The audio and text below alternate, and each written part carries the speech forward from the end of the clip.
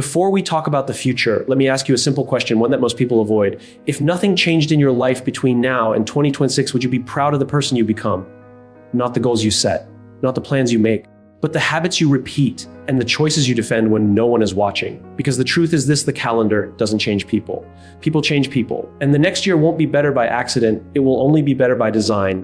That's why this conversation matters. Not tomorrow, not next year. Right now, stay with me until the end, because what you'll realize is that improvement isn't about doing more.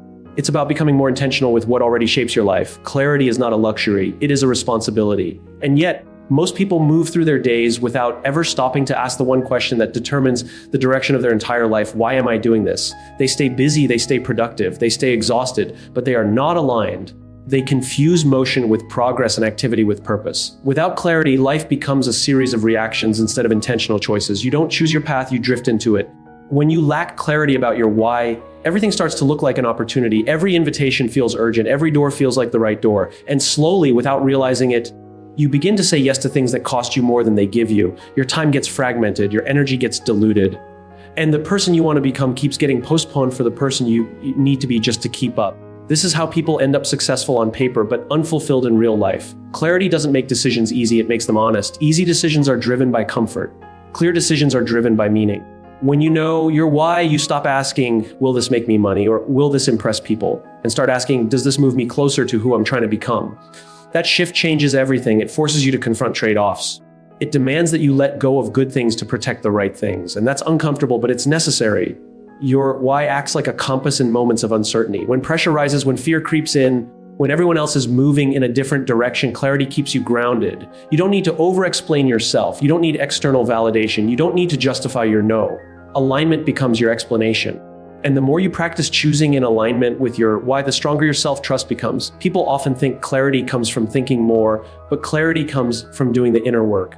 It comes from reflecting on moments when you felt most alive and moments when you felt completely drained. It comes from understanding what you're willing to sacrifice for and what you're not. It comes from defining success on your own terms before the world defines it for you.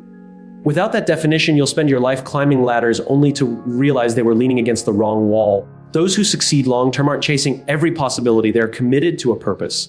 That commitment gives them the courage to say no repeatedly, even when the short-term reward is tempting. They understand that focus is not about discipline, it's about devotion. When your why is clear, discipline becomes a byproduct, not a battle. You don't need motivation to stay consistent, meaning does the heavy lifting for you. Clarity doesn't arrive all at once. It sharpens over time through reflection, courage, and choice. But once it's there, it changes how you walk into every room, how you respond to every challenge, and how you define progress. You stop chasing everything and start building something that actually matters. Most people say they don't have enough time, but time is rarely the real problem. Everyone gets the same 24 hours. What separates those who move forward from those who feel stuck is not how they manage their calendar, but how they manage their energy. You can have the perfect schedule, the best productivity system, and the most ambitious goals, and still fall behind if you're constantly depleted. Energy is the currency that actually pays for progress. When you're exhausted, even simple decisions feel heavy. Creativity disappears, patience shortens, focus breaks down, and no app, planner, or motivational quote can fix a body and mind that are running on empty. This is why hustle without recovery eventually turns into burnout. Not because people aren't strong enough, but because they ignore the basic truth that human beings are not machines. We don't break down because we work hard, we break down because we work hard without restoring ourselves. Sleep is not wasted time, it is preparation. It's when the brain consolidates learning, regulates emotion, and restores clarity. Movement is not optional, it's how you maintain circulation, focus, and resilience. Nutrition is not about appearance, it's about fuel. And mental breaks are not signs of weakness, they are the reset button that keeps you effective over the long term. High performers don't skip these things, they protect them. They understand that energy must be renewed before it can be spent wisely. There's a dangerous story. Many people tell themselves that exhaustion is proof of dedication. That if you're tired, you must be doing something important. But exhaustion is not a badge of honor. It's a warning sign. When burnout becomes normal, underperformance follows. You start reacting instead of thinking, you rush instead of choosing. And eventually, the very goals you're chasing begin to feel like a burden rather than a calling. Energy is also emotional and mental, not just physical. The people you spend time with, the conversations you tolerate, the boundaries you fail to set, all of these drain or restore you. Saying yes to everything doesn't make you committed, it makes you scattered. Sustainable energy requires saying no to what depletes you so you can show up fully for what matters. This is not selfish. It's responsible. Ambition without energy is just intention. You don't rise to the level of what you want, you fall to the level of what you can consistently sustain. That's why the strongest people are not the ones who sprint endlessly, but the ones who pace themselves with purpose. They understand that longevity beats intensity when intensity isn't sustainable. Progress is not about how hard you can push today, but how well you can show up again tomorrow. Before the future arrives, there is a choice to be made. You can continue to borrow energy from tomorrow and pay the price later, or you can start treating your energy like the asset it truly is. When you stop glorifying burnout and start respecting sustainability, you don't slow down, you become unstoppable. The third thing is the quality of your relationships, because no amount of achievement can compensate for isolation. It's not about how many names are saved in your phone or how many people clap for you when things are going well. It's about the few who can look you in the eye and tell you the truth without trying to own you, fix you, or benefit from you. Those people are rare and they matter more than you realize. We grow faster and stronger in environments where we feel safe enough to be honest, not just about our wins, but about our doubts, our fears, and the parts of ourselves we're still working on. When you don't have to perform or pretend, growth becomes natural instead of forced. If every relationship in your life is transactional, something you maintain only because of what you get in return, you will eventually feel empty even when you're winning on paper. You can have money, status, and recognition, and still feel deeply alone if no one truly knows you. Transactional relationships may help you climb, but they won't help you heal and they won't help you stay grounded when life tests you. Real connection isn't built on convenience, it's built on trust, consistency, and mutual respect. It's built when someone stays present even when there's nothing to gain. Before 2026, improve how you listen. Not the kind of listening where you wait for your turn to speak, but the kind where you are fully present, where you're not rehearsing a response or checking out mentally. When you truly listen, you make people feel seen, and when people feel seen, they feel safe. Safety is the foundation of strong relationships. It's what allows honesty to exist without fear of punishment or rejection. Listening is not passive, it's an active choice to value someone else's perspective, even when it challenges your own. Improve how you show appreciation. Too often, we assume people know their value to us, but assumptions slowly erode connection. Gratitude, when expressed out loud, strengthens bonds. A simple acknowledgement, a genuine thank you, or recognition of someone's effort can deepen a relationship more than grand gestures ever will. Appreciation tells people they matter beyond their utility. It reminds them they are valued not just for what they do, but for who they are. Improve how you say hard things with care. Honest relationships don't avoid difficult conversations, they handle them with respect. Truth doesn't have to be cruel to be effective. When you speak with empathy, you protect the relationship while still honoring your integrity. Saying hard things with care builds trust instead of resentment, and over time it creates relationships where growth is possible on both sides. Success is never a solo act. Behind every resilient person is a network of support, challenge, and encouragement. Fulfillment is impossible without connection because we are not designed to do life alone. When you invest in the quality of your relationships, you're not just improving your social life, you're strengthening the foundation that supports everything else you're trying to build. The fourth thing to improve is your relationship with failure, because failure itself is not what holds most people back. What people truly fear is the story they attach to it, the fear that failure means they're not smart enough, not capable enough, or not worthy enough. That fear quietly convinces them to play small, to avoid risks, and to stay in places that feel safe but slowly drain their potential. So they don't try, not because they lack ambition, but because they want to protect their identity. Avoiding failure becomes a way of avoiding uncomfortable emotions, even if it costs them growth. Failure is not a verdict on who you are. It is feedback on what you tried. It doesn't arrive to punish you, it arrives to inform you. Every mistake carries information about what worked, what didn't, and what needs to change next time. When you treat failure as data, it loses its power to define you. Athletes study missed shots, entrepreneurs analyze failed ventures, and scientists expect experiments to fail before they succeed. In every field where mastery exists, failure is part of the process, not proof of incompetence. The difference between those who progress and those who stay stuck is not talent, but interpretation. The real damage happens when failure turns into shame. Shame says, I failed, therefore I am the failure. It makes people hide, withdraw, and stop experimenting. Lessons get buried under self-judgment and growth stalls. But when you choose to extract the lesson instead of carrying the shame, failure becomes lighter. You begin to ask better questions. What did this teach me? What would I do differently next time? What skill do I need to develop? Those questions turn setbacks into stepping stones instead of stopping points. Before 2026, decide that failure will be your teacher, not your jailer. A teacher challenges you, corrects you, and pushes you to improve, but it never locks you in a cell and tells you to stay there forever. When you see failure as a teacher, you give yourself permission to learn out loud. You allow yourself to be imperfect while you're in the process of becoming better. This mindset creates momentum because learning becomes more important than protecting your ego. Progress belongs to those who are willing to be beginners more than once. Being a beginner requires humility, patience, and courage. It means accepting that you won't be good right away, that you'll stumble, and that others might see you struggle. But it also means you stay open, curious, and adaptable. People who refuse to be beginners cling to what they already know, even when it no longer serves them. People who embrace beginnerhood keep evolving. When you improve your relationship with failure, you stop measuring your worth by outcomes and start measuring it by effort and growth. You become more resilient, more flexible, and more willing to take meaningful risks.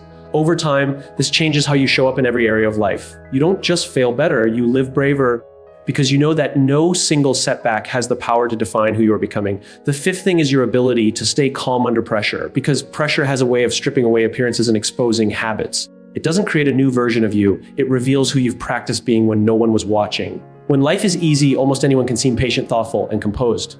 But when deadlines tighten, emotions run high, or consequences feel heavy, your default patterns surface. That moment of intensity becomes a mirror, reflecting the inner discipline, or lack of it, that you've been rehearsing all along. When stress rises, most people react. Reaction is fast, emotional, and often driven by fear or ego. It's the sharp reply sent too quickly, the decision made in anger, the assumption formed without enough information.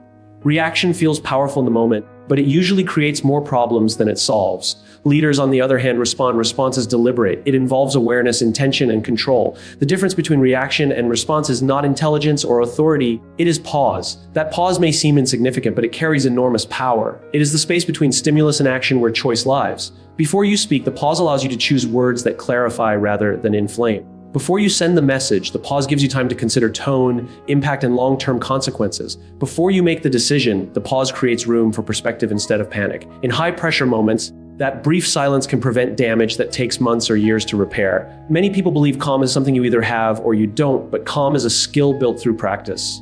You don't suddenly become composed in a crisis if you've never trained your nervous system to handle discomfort. Pressure simply magnifies what already exists. If you've practiced rushing, overreacting, and avoiding discomfort, pressure will amplify those tendencies. If you've practiced stillness, reflection, and self-regulation, pressure will reveal steadiness and clarity. Before 2026, practice stillness in small moments so you don't lose control in big ones. Stillness doesn't require meditation retreats or perfect conditions. It starts with everyday situations, taking a breath before responding to criticism, sitting with discomfort instead of immediately distracting yourself, noticing your emotional reactions without acting on them. These small acts train your mind and body to tolerate tension without needing to escape or explode. Over time, they build a quiet strength that shows up when it matters most. Staying calm under pressure doesn't mean suppressing emotion or pretending you don't feel stress. It means acknowledging what you feel without letting it hijack your behavior. Emotions are signals, not commands. When you learn to observe them instead of obey them, you gain freedom. Anger may signal a boundary has been crossed. Fear may signal uncertainty or risk. But neither emotion gets to decide your next move unless you hand over that authority. Calm allows you to think clearly when others are overwhelmed. It helps you listen when others are shouting. It gives you the ability to assess situations based on facts rather than assumptions. In environments where chaos is common, calm becomes a competitive advantage. People naturally trust those who remain steady because steadiness suggests competence and self-mastery. When everything feels unstable, the person who stays grounded becomes an anchor. Calm is not weakness. It is not passivity, indifference, or avoidance. Calm is confidence under control. It is knowing you have the capacity to handle what's in front of you without proving anything to anyone. True confidence doesn't rush to defend itself. It doesn't need to dominate conversations or win every argument. It knows when to speak and when silence is more effective. Under pressure, calm people make fewer impulsive mistakes. They don't confuse urgency with importance. They understand that speed without direction often leads to regret. By slowing down internally, even when the situation demands quick action, they improve the quality of their choices. This internal composure allows external decisiveness to be both swift and wise. Pressure-filled moments are unavoidable. Deadlines, conflicts, unexpected changes, and high-stakes decisions are part of life. The goal is not to eliminate pressure, but to meet it with preparedness. When you've trained yourself to pause, breathe, and assess, pressure becomes manageable instead of overwhelming. It stops feeling like an attack and starts feeling like a challenge you're equipped to face. People often underestimate how contagious calm can be. One composed presence in a tense room can lower the emotional temperature for everyone else. Calm communicates safety. It tells others that the situation is being handled, that panic is unnecessary, and that there is a path forward. This influence doesn't come from authority alone. It comes from emotional discipline. As you improve your ability to stay calm under pressure, you also improve your relationships, your decision-making, and your sense of self-respect. You begin to trust yourself more because you know you won't abandon your values when things get difficult. You become less reactive to external chaos and more rooted in internal clarity. Over time, this practice reshapes your identity. You stop seeing yourself as someone at the mercy of circumstances and start seeing yourself as someone capable of navigating them. Pressure will always test you, but it doesn't have to control you. What it reveals depends on what you've practiced. By choosing stillness in ordinary moments, you prepare yourself for extraordinary ones. And when those moments arrive, calm won't be something you reach for, it will be something you already are. The sixth thing to improve is your skills for the future, not the past, because clinging to what worked yesterday can blind you to what's coming tomorrow. The world is changing faster than most of us can keep up with, and it doesn't wait for anyone's comfort zone. Industries evolve, technology leaps forward, and new challenges emerge at a pace that makes yesterday's achievements almost obsolete. What got you here may not get you there. Relying solely on past knowledge and old habits is a slow way to become irrelevant, no matter how successful you were before. Learning is no longer optional, it's survival. The reality is that the most valuable people in the workforce, in business, and in life are those who anticipate change and adapt before it forces them to. Staying still, waiting for circumstances to align with your skills is a risk. Those who thrive invest in growth continuously. They understand that success is not a one-time accomplishment, but a moving target that demands constant recalibration. Your mindset must shift from preserving what you know to expanding what you can do. Before 2026, focus on skills that compound over time, skills that pay dividends long after you invest in them. Communication is one of the most powerful because the ability to clearly express ideas, influence others, and understand people will never become outdated. Adaptability is another because no plan survives a changing environment intact. The more flexible you are, the faster you can respond to opportunities and setbacks alike. Critical thinking allows you to make informed decisions rather than reacting blindly to trends, while emotional intelligence ensures you can navigate relationships and manage stress in ways that amplify effectiveness rather than sabotage it. These are skills that grow stronger the more you practice them. Unlike static credentials that sit on a wall or in a resume, degrees and certifications have their place, but they age. A degree you earned 10 years ago demonstrates what you once learned, not necessarily what you can do today. Skills, on the other hand, evolve. A person who can think critically, communicate effectively, and adapt quickly will always find ways to contribute value, even as the world shifts beneath their feet. Curiosity becomes your lifeline. When you stay curious, you explore, experiment, and challenge yourself to grow. Without curiosity, complacency sets in and irrelevance creeps quietly until it is too late to catch up. The most successful people are those who view themselves as perpetual students. They understand that investing in skills is like planting seeds for the future. Small, consistent efforts compound over time, creating capabilities that far outlast short-term wins. They read, practice, observe, and apply, always asking how they can improve for what's coming next, rather than resting on what they've already achieved. By prioritizing future-oriented skills over past accomplishments, you not only prepare yourself for opportunities, but also build resilience against disruption. You stop being dependent on luck or timing and start being capable of creating results under almost any conditions. The world may be unpredictable, but your ability to adapt, think, communicate, and connect will ensure that you are always relevant, always prepared, and always ahead of the curve. Staying curious and continuously learning becomes not just a strategy, it becomes your survival instinct. Integrity is one of the most powerful forces you can cultivate in your life, yet it is often misunderstood. Many people think integrity means being flawless, never making mistakes, or always having the perfect moral compass.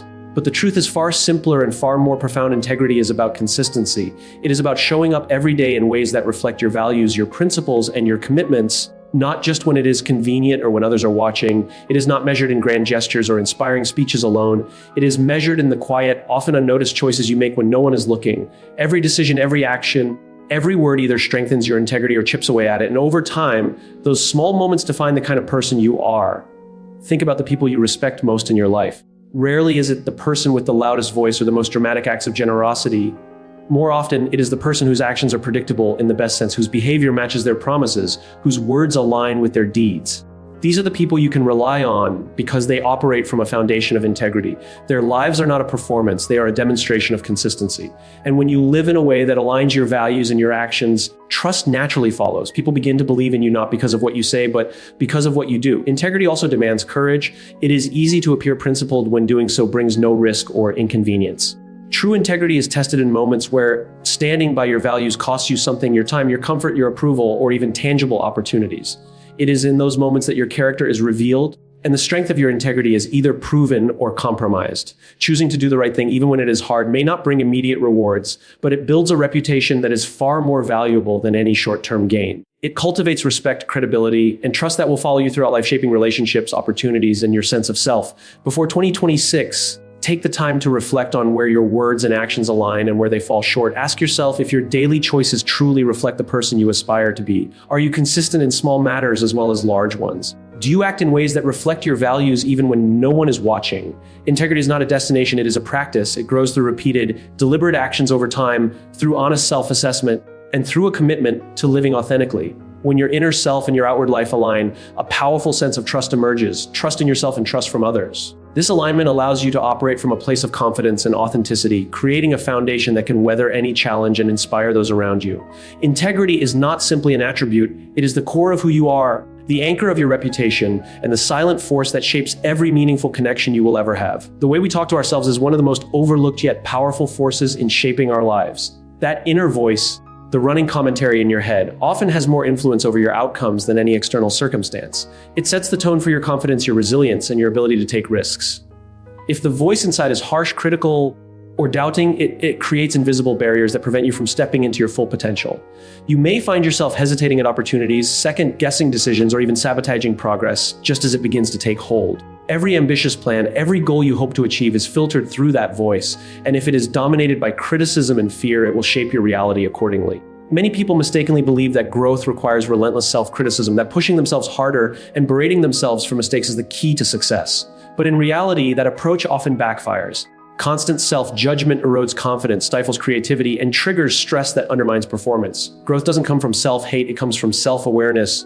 It comes from the ability to recognize where you can improve without destroying your sense of worth in the process. It requires learning to observe your own behavior, thoughts, and emotions objectively, and then responding with intention rather than reaction. When you shift from harsh judgment to honest evaluation, you give yourself permission to learn from mistakes, correct course, and keep moving forward without being weighed down by shame or guilt. Changing the way you speak to yourself also requires courage. It means becoming aware of the automatic, sometimes toxic, patterns that have been running in your mind for years. It means challenging the narratives that tell you you are not good enough, not capable, or not worthy of success. This is not a one-time task, but a daily practice. Catching negative thoughts as they arise, reframing them, and replacing them with constructive and truthful observations. It is about holding yourself accountable while simultaneously offering yourself grace. Imagine how different your life could be if your inner dialogue supported you the way a good coach or mentor would, pushing you to grow, pointing out areas to improve, but never tearing you down. Before 2026, make it a priority to cultivate this internal skill. Become someone who can assess their actions and decisions critically without allowing self-criticism to become self-destruction. Learn to speak to yourself in a way that motivates and educates rather than shames and paralyzes. Recognize that the voice in your head is not the enemy, it is a tool. With intention and practice, it can become a source of guidance, encouragement, and resilience. By mastering the way you talk to yourself, you raise the ceiling of what is possible in your life. You create a foundation of self-trust and self-respect that enables you to navigate challenges, embrace opportunities, and pursue growth with confidence. In this way, the way you communicate internally directly shapes your external reality, making you not just more effective, but also more empowered, balanced, and fulfilled. Your inner voice can become the greatest ally you have if you treat it with the care, honesty, and respect it deserves. Focus is one of the most powerful yet underrated skills a person can develop. In a world filled with constant noise, notifications, and endless demands on our attention, focus is what separates those who achieve meaningful results from those who merely stay busy. Many people mistakenly believe that distraction is caused by a lack of time. They think if they just had more hours in the day, they could accomplish everything.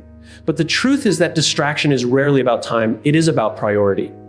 When we allow ourselves to be pulled in every direction, we give energy to what matters least, and the things that truly deserve our attention never get the care, energy, or consistency they need to grow. Before 2026, one of the most important skills you can cultivate is the ability to decide what matters most and then defend that priority against everything else. Focus is not simply about doing one thing. It is about making deliberate choices about what you will not do. It is about saying no to countless opportunities, invitations, and tasks that may seem important in the moment, but do not align with your ultimate goals. Every yes to something insignificant is a no to something that could have had a transformative impact on your life. Highly successful people understand this principle intuitively. They protect their attention as if it were a rare and valuable resource, because in reality it is. Each decision to engage in distraction is a small leak that slowly diminishes your potential to achieve your most important outcomes. Learning to focus requires clarity about your priorities, courage to set boundaries, and discipline to follow through consistently. Another critical aspect of focus is understanding that it is a skill, not a natural talent. The human mind is naturally drawn to novelty, interruption, and stimulation. Emails, social media, meetings, and endless to-do lists are engineered to capture attention. Without intentional effort, your energy will be scattered and your progress minimal. Developing focus means training your mind to resist these pulls and to concentrate deeply on what is most important. It is not always easy, but it is always rewarding. Even small increments of focus time, when applied consistently, compound into extraordinary results. Before 2026, commit to identifying what truly deserves your attention. Evaluate your daily activities, your habits, and your environment. Remove or reduce anything that diverts your focus from your priorities. Surround yourself with people, tools, and routines that support concentration, not fragmentation. Recognize that focus is not deprivation, it is liberation. By narrowing your attention to what matters most, you create space for excellence, creativity, and progress to flourish. It is through focus that ideas become reality, goals become achievements, and potential becomes actualized.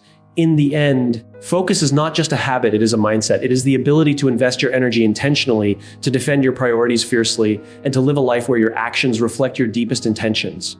The power of focus lies in your ability to choose where your mind and energy go, and by mastering this skill, you unlock the path to extraordinary results and meaningful fulfillment. Courage is the bridge between dreams and reality, and yet it is one of the most misunderstood qualities. Many people believe that they must feel ready, fully equipped, and perfectly confident before taking action. They wait for the right moment, convincing themselves that preparation is the key to success. But the truth is that readiness is a myth. Life rarely provides perfect conditions, and waiting for them often means waiting forever. Confidence does not precede action, it follows it. Every successful person, every innovator, and every changemaker has learned that the first step is always the hardest, and that courage is developed through doing, not through planning. Before 2026, one of the most important things you can cultivate is the courage to start, even when you feel unprepared, uncertain, or afraid. The reality is that meaningful change is never comfortable. Every transformation, every growth experience, every bold move carries with it an element of discomfort. You may feel doubt, fear, or anxiety, and that is normal. In fact, those feelings are a sign that you are moving in the right direction. The path to progress is rarely smooth or predictable. It is through facing uncertainty, taking action despite hesitation, and embracing the discomfort of growth that true momentum is built. Waiting until you feel entirely confident only delays your journey and often keeps you trapped in a cycle of inaction. Courage is not the absence of fear, it is acting in spite of it.